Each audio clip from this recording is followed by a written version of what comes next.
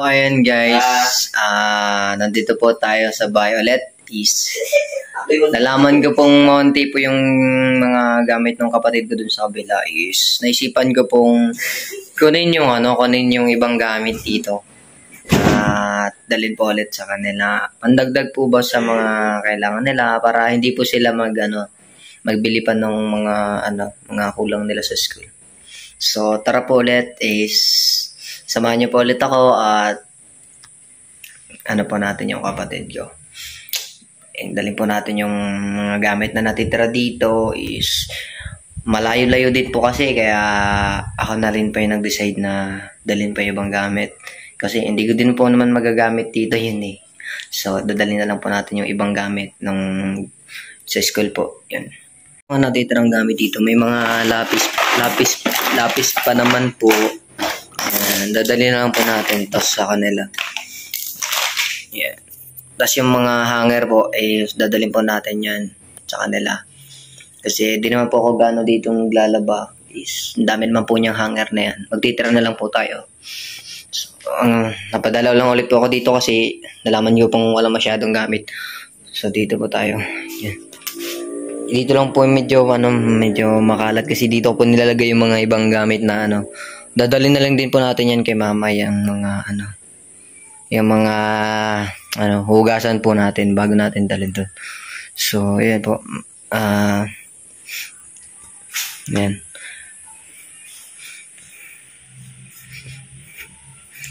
So ayan po magsisimula na po tayo. Ayusin ko lang po itong mga gamit dito. At ayan. So medyo makalat pa po kasi medyo naskas ito.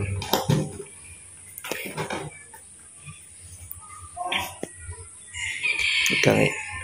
Guys, po kasi mahirap po yung dito yung tubig is mahirap po magpatubig kasi maulan po is nababasa po kasi yung water pump, so hindi po ako nakapatubig ngayon is nagwalis na lang po ako kasi nagwalis na lang ako tapos is pinili-pili ko na din po yung pwedeng dalhin doon sa mga kapatid ko na gamit kasi may pasok na po sila bukas. Tapos ako din po may pasok din bukas. So, ayun po, pinili ko na lang din po yung mga pwedeng dalhin, yung hanger, yung mga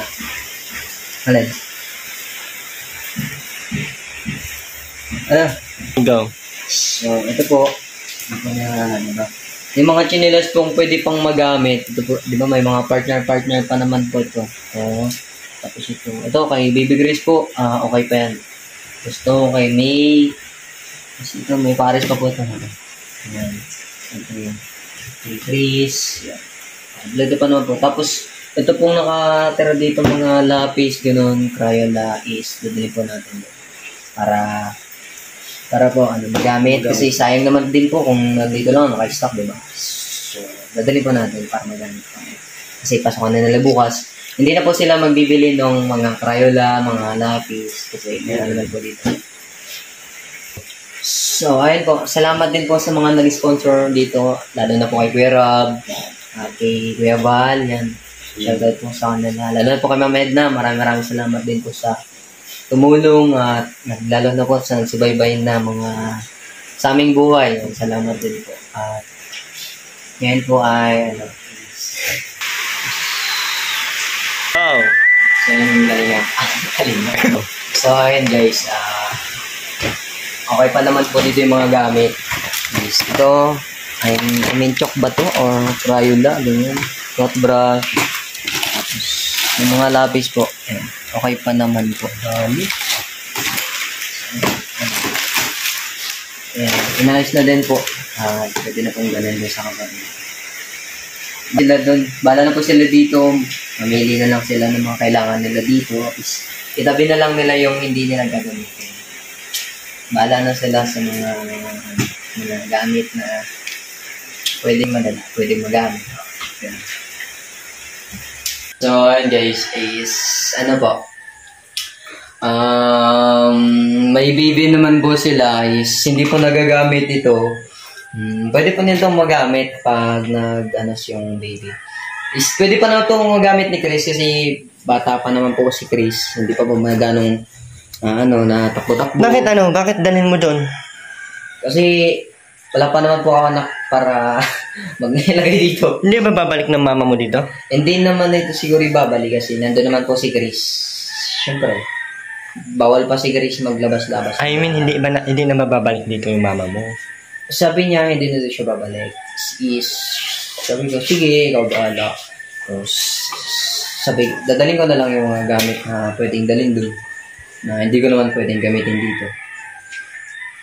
So, paano kung magkaanak ka na? Mabili na lang. Siguro. Siyempre, hindi naman po ito sa akin eh. Mag-aasawa ka na? Hindi pa naman. Tagal-tagal pa yun. Mga 25 pa. 25 years. 25 ako pala. Bata-bata ang plano mag-asawa na agad, no? Pag sinuntok mo yung ulo mo. Siyempre, sabi ni Pastor, 25 yung minimum na pwede mag-asawa. Asawa na ako bukas. Buti na ako, wala pa akong asawa. Dalawa lang asawa mo.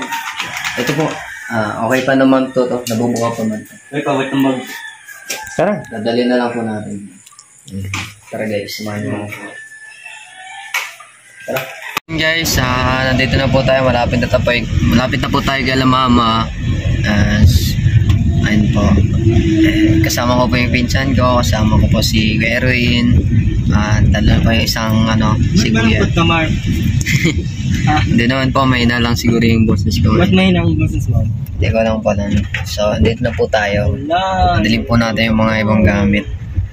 Papa mo. Yeah. So, ayun guys. Nandito po tayo kay Mama. Tara po, kunin na po natin yung mga gamit. Bawal na video ha. Bawal na video. Bakit? Lagan ako. So, bawal kayo vlog yun guys. Nabigay ko na po doon kay Mama is huwag na daw po. Nabigay ko na po doon. So, balik na po tayo. Hindi ko na po binidyo kasi ayaw daw po ni Mama yung video. Ganun. Ewan ko kung anong nangyari kay Mama. Hindi ko naman siya video. Gusto ko lang po naman sana yung mga kapatid ko, di ba? Para update din po kayo sa mga kapatid ko. Pero yun nga po, pasensya na po kasi ayaw daw po ni Mama ang ipa-vlog. Ewan ko po kung anong ni Mama, kung bakit. So, titinan po natin yung next natin. Next ko pong kasi alamin ko po kung ano pa po yung mga nangyari, bakit ganun. Bakit ayaw na ni Mama ipa-vlog sa akin kasi siyempre kapatid ko naman po sila. Ako din naman po yung kasama nila. Siyempre masakit para sa akin po yung yung hindi ko ma-update yung mga kapatid ko. So ayun po, parang pinapaiwas sa akin ni Mama yung mga kapatid ko. Ewan ko kung bakit. So ayun lang guys, gusto ko lang po sanang sabihin na ayan, naging ako na sorry kasi hindi ko na i-vlog yung mga kapatid ko. So po, ayun, kasi po si Mama kasi, so ayan lang po natin si Mama kasi nasa kanya naman din po yung mga kapatid ko is ayaw po ni Mama i-vlog. Sana okay pa din po sila, okay pa din po yung mga kapatid ko. Yan lang guys, is pauwi na din po kami ngayon. Papunta na kami ng diet. Ewan ko kung nangyayari. Bigla po sumakit yung sumama yung loob ko, ganun. Kasi syempre parang alam mo yun yung nabigla ka lang na kala ko nagbago na si Mama. Hindi ko lang alam kung nagbago ba talaga, ganun. So yan lang po. Nagalit siya sa'yo ay. Parang ayaw po sa akin eh. Ayaw ko yung ipakita doon sa mga kapatid ko. Ayan lang. So okay lang po ako, pero gusto ko din po sanang ganun yung bakit ganun yung kapatid ko. Gusto ko po malaman kung so, sa next na lang po natin pag-usapan ulit kung anong nangyari. Bakit ayaw sa akin ni Mama ipa-vlog yung kapatid ko and pakita. Gusto ko man lang po sanang makita and kasi yung ginagawa mo, Mark, na makausap mo yung mga kapatid ko. Hindi naman yan para sa iyo eh. Para makatulong ka din sa mga kapatid mo balang araw. Diba? Gusto ko din po sana i-content siya. Siyempre, kasi ano na din po eh. I mean, hindi ko may paliwanag pero sakit lang talaga. Bigla po sumama yung loob sa akin ni mama nung ayaw po sa akin ipa-vlog. Nagbaba ako ng sasakyan. Hindi ko alam kung ano pa yung mukha niya. Stand yun. Hindi ko alam. Motor stand. Tapos yung tatay niya, yung asawa niya, ang sama din ng ng tingin kasi sabi yung mga gamit po kasing dinala ko doon. Stand! Yung gamit po kasing dala ko doon ngayon, sabi niya, magagamit pa naman po yun ng mga kapatid ko. Sabi niya, ibalik na lang daw. Hindi ko naman po yung magagamit sa bahay, di ba? So, iniwan ko na lang po doon. Hindi ko lang po na-vlog kasi nga ayaw daw po ni mama. At ayaw din po nung asawa. Hindi ko alam kung anong nangyari.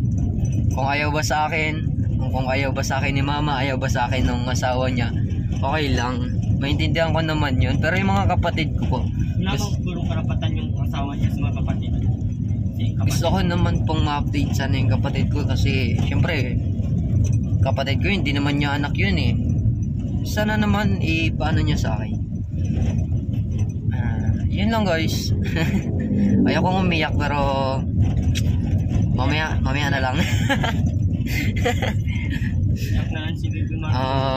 Ano na lang po, update ko na lang po kayo sa next pag nalaman kung anong nangyari ganun. So ayun lang guys, mapaalam na din po ako. Andito na kami sa Talubatib. So, ayan. Okay lang ako pero sana